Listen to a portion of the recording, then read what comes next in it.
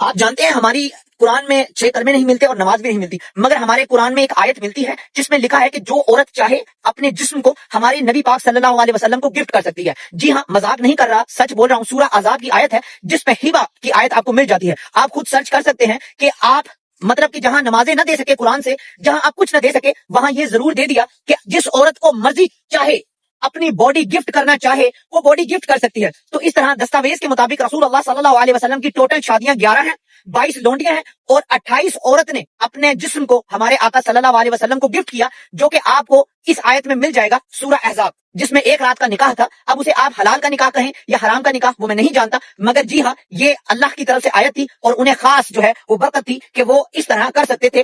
جاننے کے لیے سورہ احزاب آیت جو ہے وہ آپ نے لکھنا ہے ہبہ کی آیت۔ تھینک یو سو مچ۔ اعوذ باللہ من الشیطان الرجیم، بسم اللہ الرحمن الرحیم، سبحان ربک رب العزت عما یصفون وسلام علی المرسلین والحمد للہ رب العالمین۔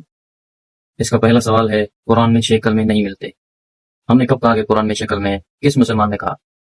قرآن میں پہلے کلمہ جو ہے نا، پہلا کلمہ، اس کے کچھ الفاظ ملتے ہیں، اور دوسرا جو ہے یہ باقی جو 5 ہیں یہ احادیث میں ملتے ہیں۔ اسلام میں کوئی 6 کلمے کا کوئی کانسیپٹ نہیں ہے کہ جس کو 6 یاد ہوں وہ مسلمان ہے، جس کو نہیں وہ کافر ہے، ایسا کچھ نہیں ہے۔ اسلام میں صرف ایک گواہی ہے، وہ ہے اشہد ان لا الہ الا اللہ و اشہد ان محمد رسول اللہ، یہ گواہی ہے بس۔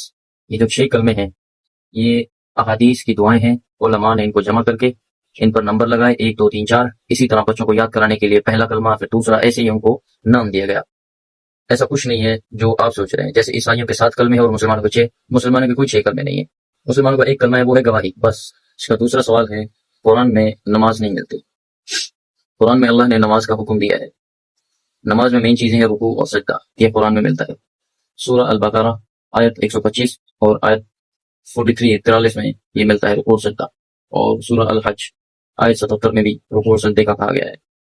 اور جو نماز میں جو باقی چیزیں پڑھی جاتی ہیں یہ احادیث میں ہے، یہ رسول اللہ صلی اللہ علیہ وسلم نے بھی بتایا ہے۔ باقی نماز کا حکم ملتا ہے، رکوع اور سجدے کا بھی بتایا گیا ہے۔ اس کا تیسرا سوال ہے ہبہ کی آیت کے بارے میں۔ اس بندے نے تقریباً اس آیت کے متعلق جھوٹ بولا ہے، اس بات میں کوئی حقیقت نہیں ہے جو یہ کہہ رہا ہے۔ جیسا کہ اس نے کہا کہ 28 عورتوں نے گفٹ کیا، اس کا ثبوت پیش کرو، کہاں سے تم نے یہ پڑھا ہے؟ اور یہ کہتا ہے کہ 22 لونڈیاں ہیں، اس کا ثبوت پیش کرو، کہاں سے پڑھا ہے؟ اللہ نے قرآن میں فرمایا جھوٹوں پر اللہ کی لعنت۔ اب میں آپ کو ہبہ کی آیت پڑھ کے سناتا ہوں جس میں یہ کہہ رہا تھا کہ پیشکش کر سکتے ہیں اور باقی جو بھی اس نے جھوٹ بولا۔ ترجمہ ہے سورہ الاحزاب آیت 50 کا۔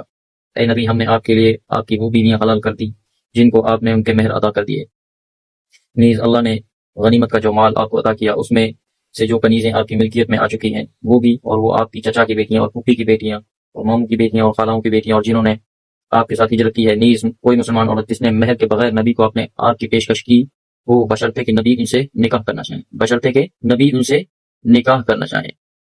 اب تو جھوٹ تو یہاں ثابت ہو گیا، اور کہتا ہے کہ سورہ الاحزاب میں 1 رات کا نکاح کا ذکر ہے۔ میں تمہیں چیلنج کرتا ہوں، مجھے دکھاؤ جو تم نے دعویٰ کیا ہے نا، اس کا ثبوت پیش کرو، کہاں لکھا ہوا ہے؟ تم جو ڈھونڈ رہے ہو نا کہ قرآن میں تمہیں بےہودہ باتیں ملیں گی، قرآن میں نہیں ہے، میں تمہیں بتاتا ہوں کہاں ملیں گی۔ سانگ آف سولومن، اس کو اردو میں کہتے ہیں غزل الغزلیات، اس کا چیپٹر 5 پڑھ لو، تمہیں وہ بےہودہ باتیں مل جائیں گی جو تم ڈھونڈ رہے ہو۔ تم کہتے ہو کہ میں نے پوری بائبل پڑھی ہے، کہاں پڑھی ہوئی ہے؟ بائبل میں جو بےہودہ باتیں ہیں وہ تو جا کے پڑھو، جاؤ غزل الغزلیات جو ہے اس کا چیپٹر 5 پڑھ لو تو پتہ چل جائے گا۔